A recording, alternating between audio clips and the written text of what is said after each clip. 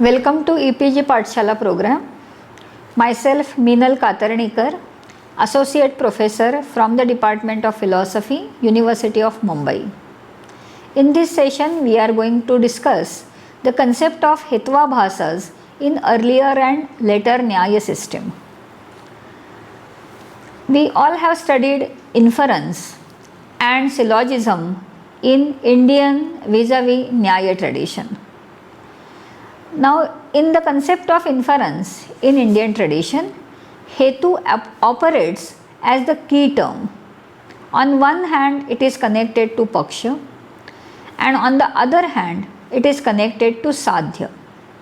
Its connection to Paksha is perceived by sense perception, and this connection is contingent, that is, there is no logical connectivity between Paksha and Hetu.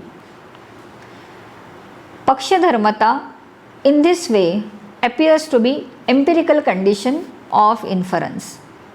But the other relation, that is Hetu's relation with Sadhya, is supposed to be a logical relation.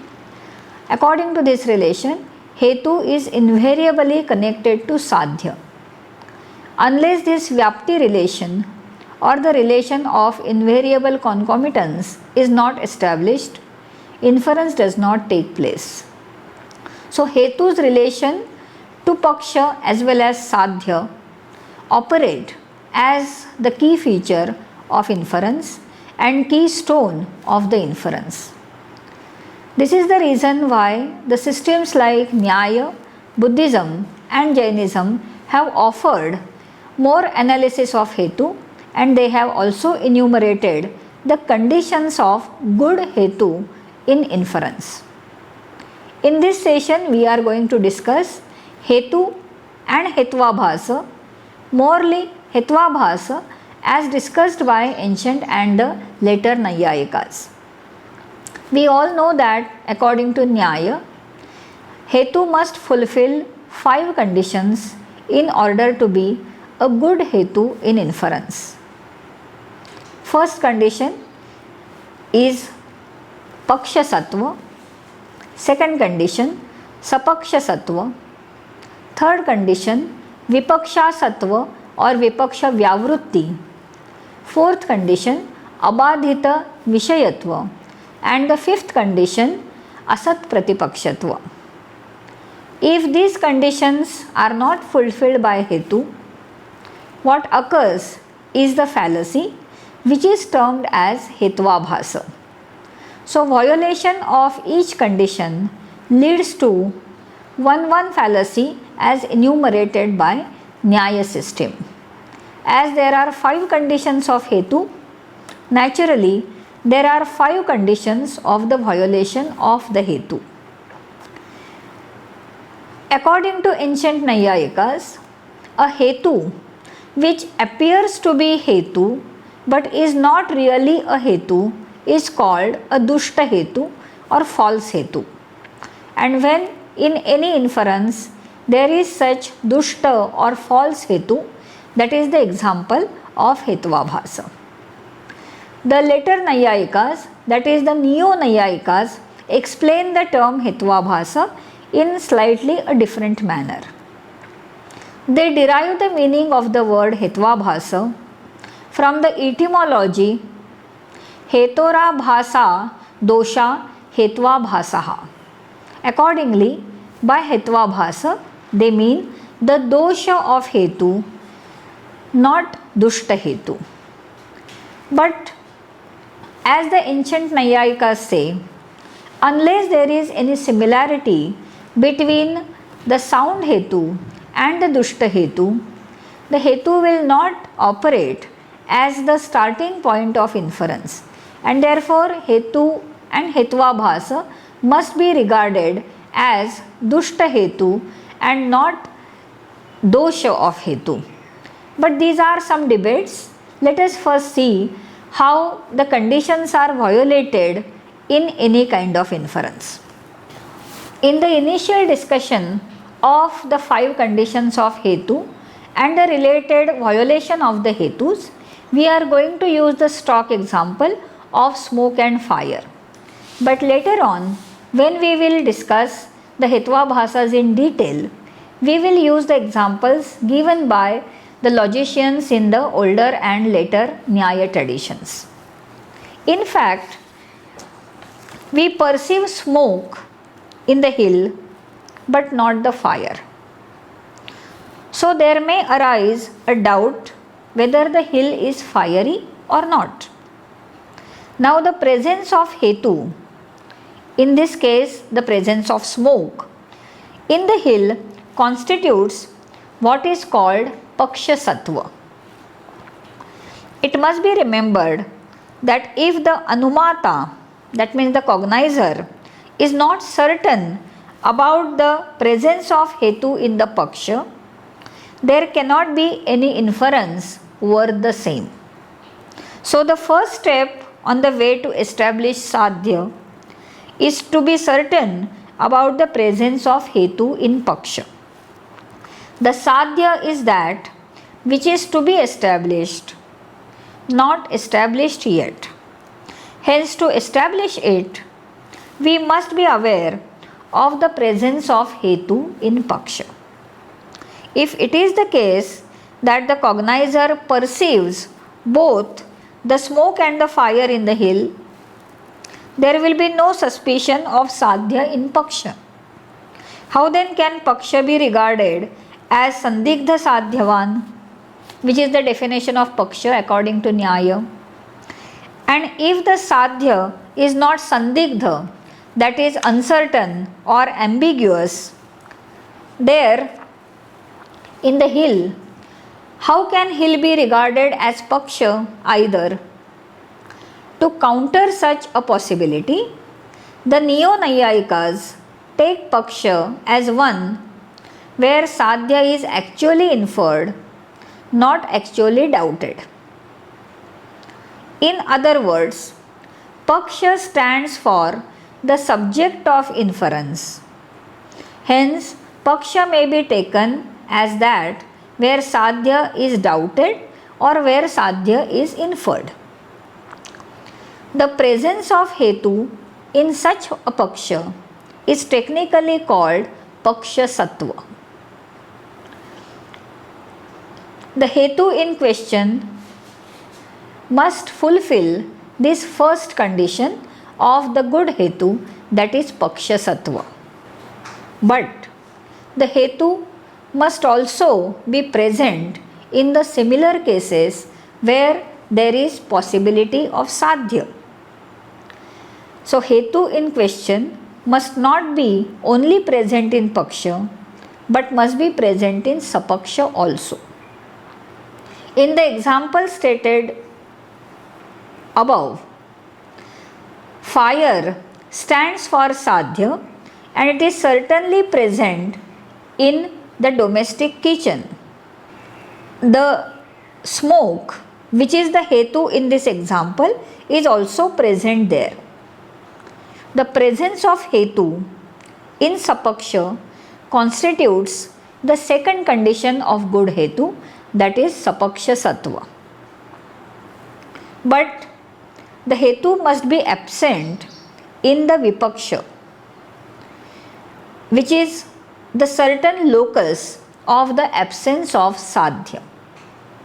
The example of Vipaksha will be water where smoke is definitely absent. Hence the absence of smoke in water is called Vipaksha Sattva or Vipaksha Vyavrutti. The Hetu smoke in this inference, which convincingly establishes fire, is not vitiated by any rival Hetu which is stronger than or as strong as smoke. Hence this Hetu is not met with Sat Pratipakshatva. This condition of Hetu tells us that Hetu must not lead to two opposite conclusions. And this condition of Hetu is known as Asat Pratipakshatva. Lastly, Hetu must not be such that the conclusion or the sadhya which is established on the basis of this hetu is contradicted by some other pramana. This condition of hetu is known as abadhita vishayatva. Now we know and we have seen earlier that the violation of these conditions leads to the 5 types of hetvabhasas. But before that, let us note something interesting about this hetvabhasa.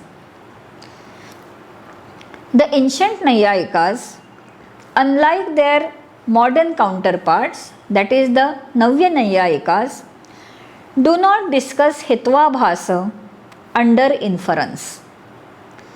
They look upon hetvabhasa as a separate padartha among the recognized 16 categories, deserving to be treated separately. According to Kanada, the knowledge of hetvabhasa is essential not only in connection with inference but also for understanding Vada, Jalpa and Vitanda, 3 forms of debate.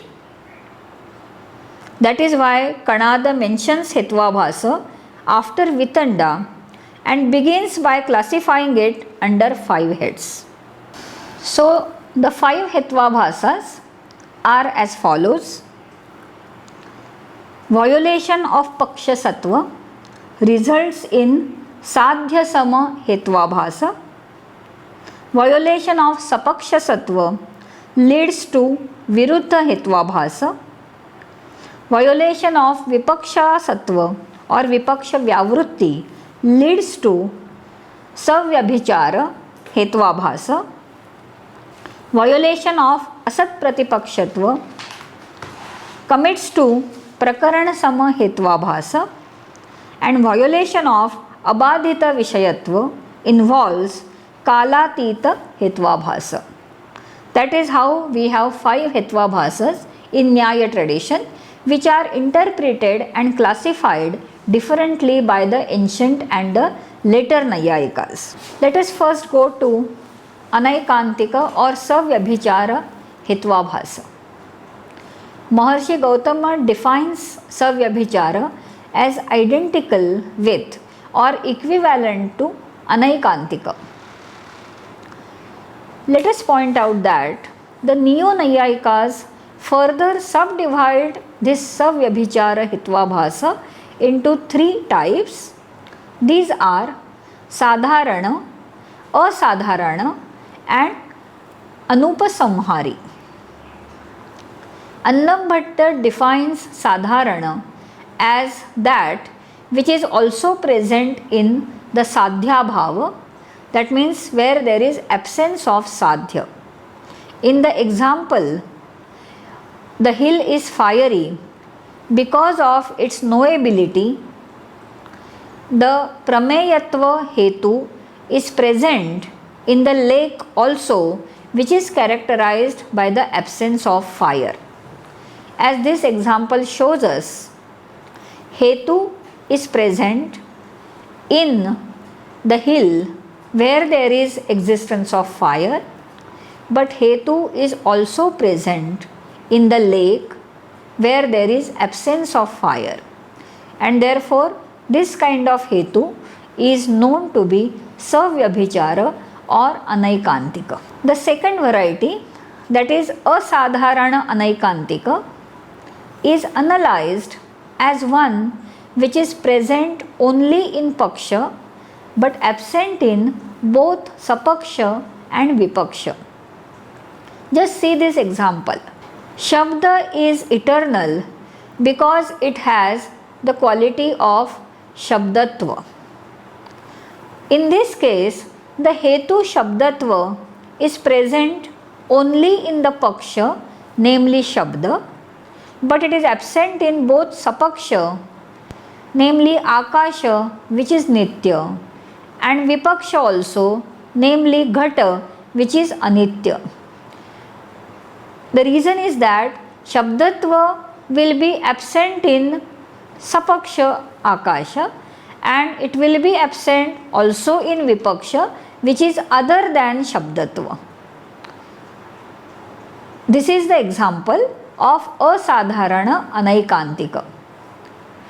Third type, anupasamhari anaikantika, is defined as one which is devoid of both anvaya and vyatireka illustrations. For example, in the inference, everything is eternal because of knowability, we can have no anvaya or vyatireka drushtanta. Let us go to the other type of hetvabhasa, which is viruddha.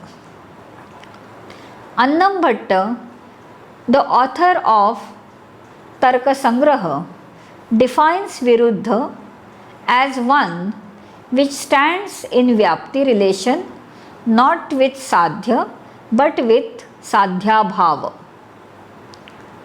In the inference, sound is eternal because it is produced.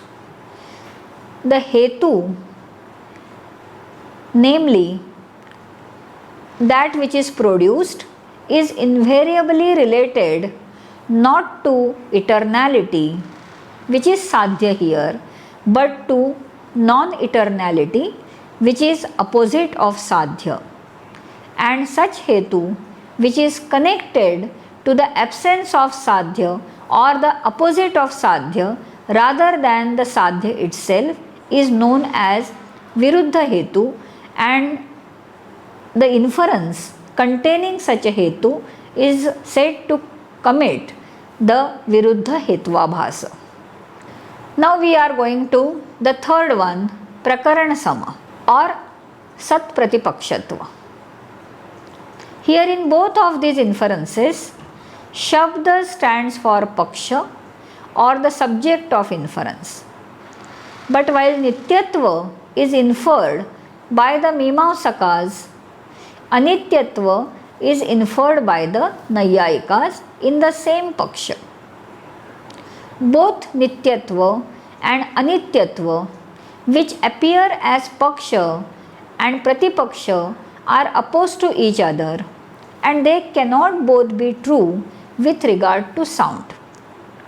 To make the example simple, according to mimamsakas, shabda is nitya, and according to nayayikas, shabda is anitya. According to mimamsakas, shabda is not created or not produced, and therefore it is nitya. But according to nayayikas, shabda is anitya because it is produced. Thus, the hetu which wants to establish eternality or nityatva or non-eternality, anityatva of sound, fails to establish the sadhya, either nityatva or anityatva, conclusively. Hence both the hetus are to be regarded not as hetu proper, but ahetu, or strictly speaking, dosha yukta hetu, faulty hetu. In other words, the hetvabhasa which results in such cases is called prakaran sama. The neo-nayayikas prefer to call prakaran sama as sat pratipaksha. Annam Bhatta defines this hetvabhasa as follows: that whose sadhya bhava has been established by rival hetus is called sat pratipaksha. Shabdo nityaha shravanatvat and shabdo anityaha karyatvat are opposed to each other, and because these two are produced or established by the same hetu, the hetu producing two opposite conclusions is supposed to commit the prakarana sama or sat pratipaksha hetvabhasa. Let us go to see what is sadhya sama or asiddha. That which is similar to sadhya is sadhya vishishta. the hetu being similar to sadhya is sadhya sama. Bhashyakara illustrates it by saying that the shadow, chaya, is a substance because it is moving. In this inference, chaya, that is shadow, stands for paksha, dravyatva for sadhya, and gatimatva as hetu. But this hetu is to be established or proved first because it appears to be absent in paksha, that is shadow here. As a matter of fact, the shadow is nothing but the absence of light, so it is devoid of movement. It is not itself moving but appears to be so due to the movement of a moving person. In this case, the hetu, which is to establish sadhya, is very close to or very similar to sadhya. That means the hetu is not there to establish sadhya, but first of all, hetu is to be established. We don't know what to establish, either hetu or sadhya. Such hetu is supposed to commit the hetvabhasa called sadhya sama or asiddha. The modern interpreters look upon sadhya sama as asiddha and classify it under three different heads. According to Udyotakara, the threefold asiddha are Swarupa Siddha, Ashraya Siddha, and Ananyatha Siddha. He explains Swarupa Siddha as follows. In the illustration which we just now saw, if the motion is in essence absent in shadow, it is to be regarded as Swarupa Siddha. If it is held that motion in shadow is established by its presence here and now, and its presence also there and then the hetu is Ashraya Siddha. Annam Bhatta illustrates the first variety as with the following example. The sky lotus is fragrant because it has lotusness. Here in this inference, sky lotus stands for paksha, which is considered as an absurd entity. In the inference, sound is a quality because it is grasped by visual sense organ. We have the exemplification of Swarupa Siddha. Here the hetu chakshutva, that means having grasped by visual sense organ, is absent in sound which is audible only, that is grasped by ear and not by eyes. Annam Bhatta defines Vyapyata Siddha as one which is vitiated by Sopadhika Hetu, that is conditional Hetu. Now let us go to another form of Hetvabhasa, that is Badhita Hetvabhasa or Vadhita Hetvabhasa. Annam Bhatta defines this as follows. If the absence of sadhya of an inference is ascertained and proved by any other pramana, then hetu is to be regarded as vadhita hetu. As we have seen in the condition, when the conclusion of the hetu or the sadhya of the hetu is contradicted or ascertained by any other pramana, that leads to the fallacious hetu. Take for example the inference. Fire is non-hot because it is a substance. Here, non-hotness has been made sadhya of this inference. But the absence of this sadhya, that is hotness, gets approved by the perception of touch and thereby makes this sadhya cancelled and hetu as fallacious. This is the example of vadhita or contradicted hetu. These are the 5 hetvabhasas as per the Nyaya tradition, both ancient and modern. As we can see the connection between the conditions of hetu, we will see that Nyaya tradition talks about 5 hetvabhasas or 5 fallacious hetus because they have given 5 conditions of good hetu. Buddhist tradition talks about 3 hetvabhasas as they talk about 3 conditions of good hetu. Jaina traditions gives only 1 condition of good hetu, but it talks about multiple varieties of hetvabhasas because according to them, one condition, one and the sole condition of good hetu can be violated in many ways. So there are differences of opinion about the number of hetvabhasas and the number of examples ascertaining them. If we want to know more about it, it is better if we refer to the write-up on this topic and also to the texts which are written by ancient and modern scholars on this topic. Thank you.